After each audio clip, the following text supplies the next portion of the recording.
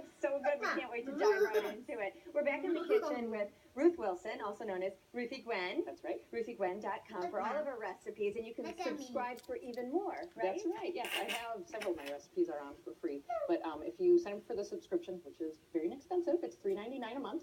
It's pretty much less than the price of a magazine. Very affordable. I have over 130 recipes total on there, and I even have cocktail recipes. Oh, okay then. We are in. And what is the cake that you're making today? It's a French apple cake, and a lot of times you'll have baked goods that have fruit in it. But the difference of it being a French apple cake is it's going to be a little more light and delicate.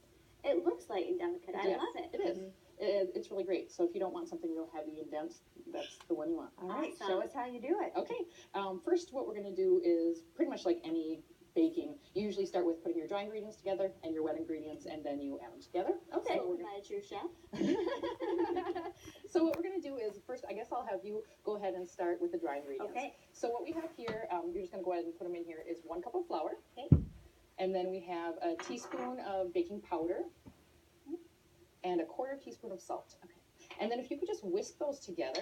Definitely. And while you're doing that, I'm going to start curing these apples because... Any particular apple that you like to use? I like Honeycrisp the best. Oh, all the time. Yeah, and we have a great orchard near my home, and I go there every year, and I pick bags full, and then I just go to town. Yeah. Awesome. So I'm going to go ahead and cube these. So as long as that's whisked well, because you don't want to get any like baking powder chunks in your mouth or anything like that.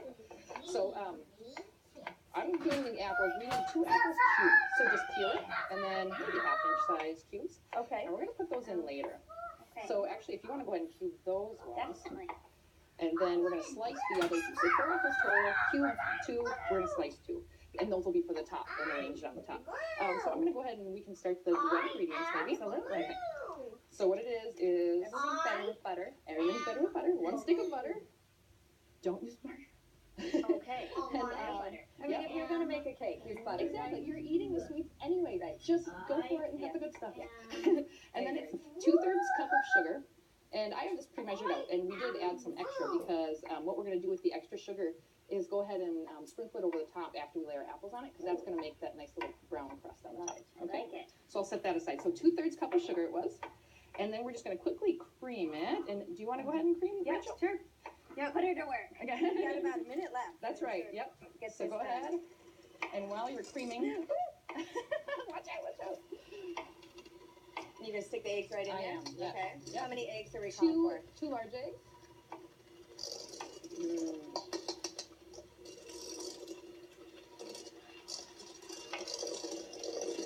And then, we're going to add that in after. And then what we need Keep next, going? keep Okay. going. The whole time you can keep going. It's 3 tablespoons of Captain Morgan. You can use Okay. any spiced rum. I use Captain.